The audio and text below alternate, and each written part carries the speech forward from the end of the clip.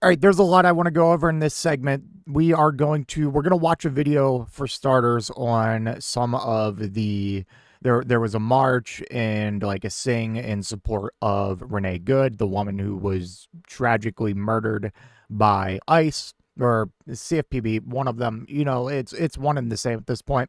So we're going to watch a video on that, and then we're going to read about a lawsuit that Minnesota and Illinois have levied against the Trump administration. And then I want to talk about a story just came out that so far in the year of 2025, in the first 10 days, 4 migrants have already died in U.S. Immigration detention centers. And then we're going to talk about, to build off that, quite frankly, we're going to look at a chart here of the history of deaths in ICE detention. And it's safe to say 2025 hit a record that we haven't seen in literal decades. All right, without further ado, let's go ahead and get into this. We are going to start with this this march, and this is something that if you only watch like Fox News or Newsmax, whatever, they're not going to show you this. They just want to show all the protests and gatherings that look scary, and they say things like "Hang Kristi Noem" or "Death to ICE," which, you know, due to the sensitivity of Republicans and how soy they become, I can't comment on those protests. Anyways, let's watch this march. It's very sad, man. Like that's the best way I can put it. But you know, it's sad, but it's also like it gives you like a little bit of hope and like almost like a warm feeling to see like all these people, I assume, of different backgrounds come together. Okay, let's watch. We know why we were made. We are not afraid. No, no. I'm not afraid. I am not afraid. I will stand for liberation. Part of the inspiration for this is that singing has been a really big part of movements for social change forever. So we're taking inspiration from the civil rights movement, the singing revolution in Estonia, the movements, the anti-apartheid movement in South Africa. Like, there's so many places where folks have sung to help strengthen ourselves to take action.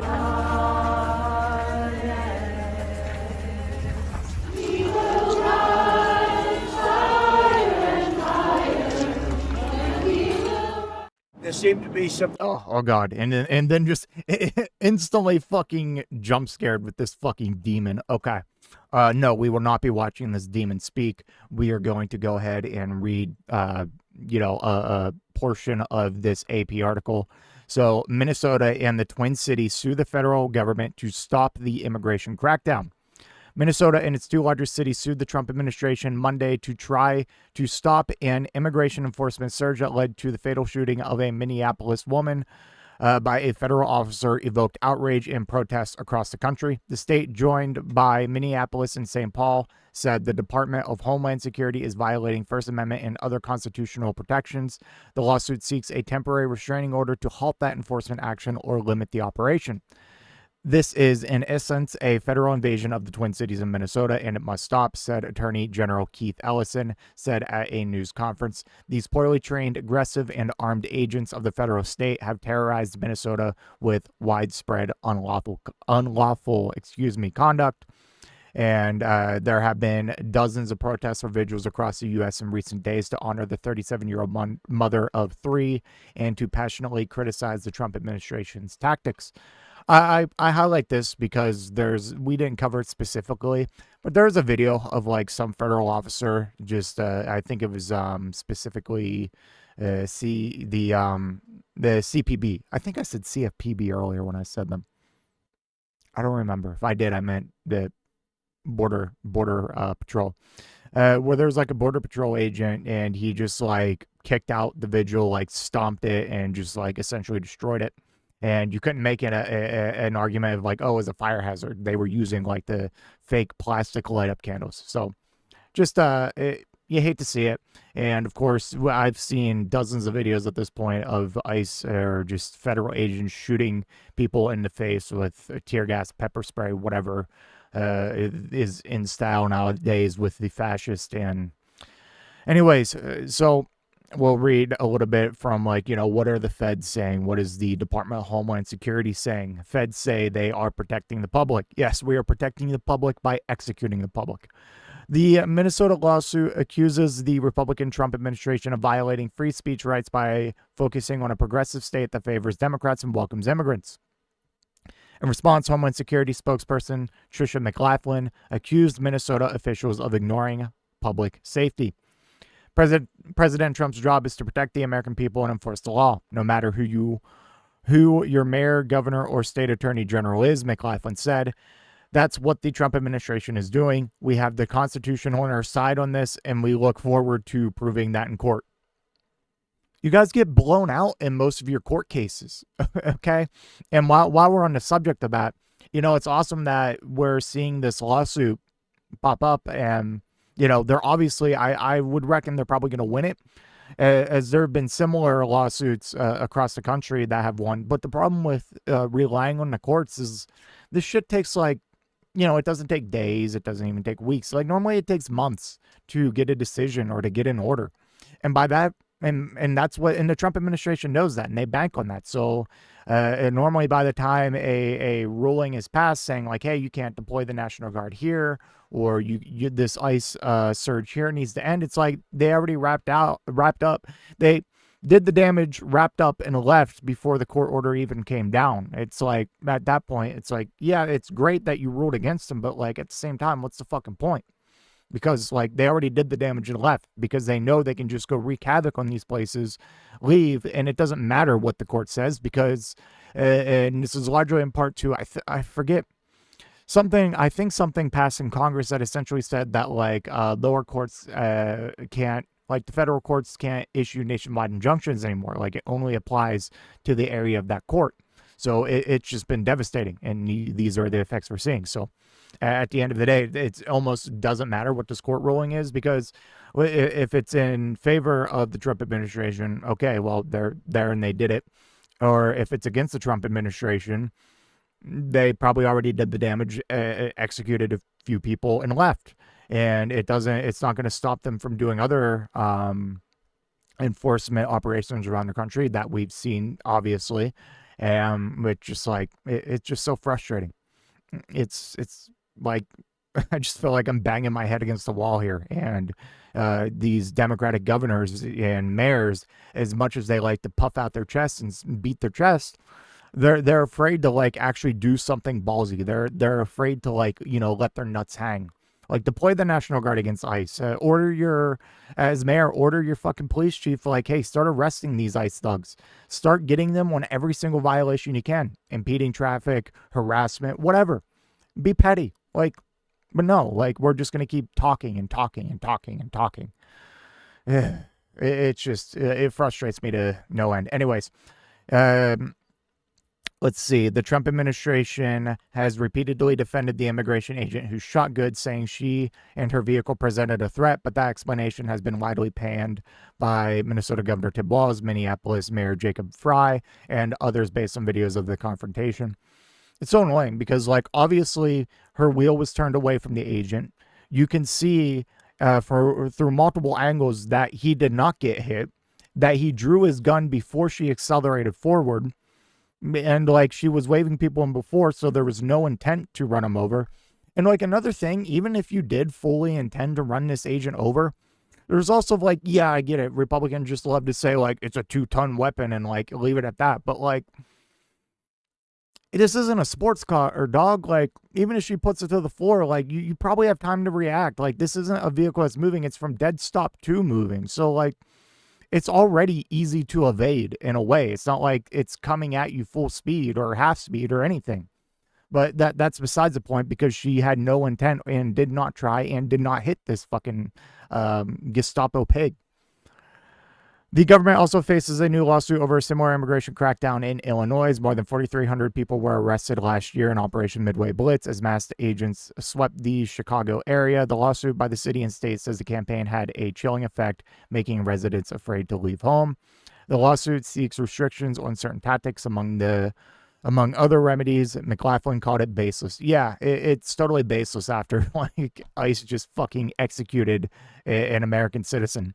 All right, so this isn't like just ICE kills. This is specifically migrants like already in some form of ICE detention.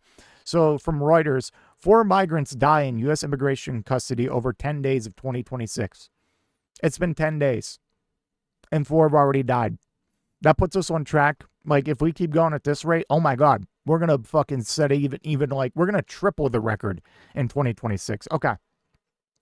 4 migrants died while in custody of U.S. immigration authorities over the first 10 days of 2026, according to government press releases, a loss of life that followed record detention deaths last year under President Trump, which we are going to look at more in a second. The deaths include 2 migrants from Honduras, 1 from Cuba, and another from Cambodia, and occurred from January 3rd through the 9th, so it was a 6-day period. That's insane. That is absurd, according to the U.S. Immigration and Customs Enforcement. U.S. Department of Homeland Security spokesperson Tricia McLaughlin said the rates of deaths have remained in step with historic norms as the detention population has climbed. All right, that is bullshit, and I'm going to show you why that's bullshit. This was 2025, you know. In what was our quote here? Remained in step with historic norms as the detention population has climbed.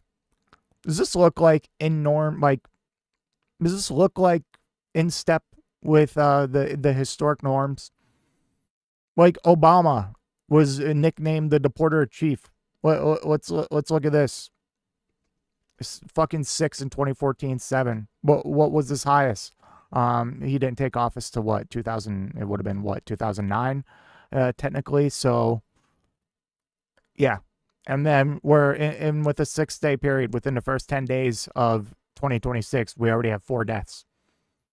Like, so what if we had like 8, that would put us on track to have like what, 8 to 10 deaths a month, 120 deaths a year.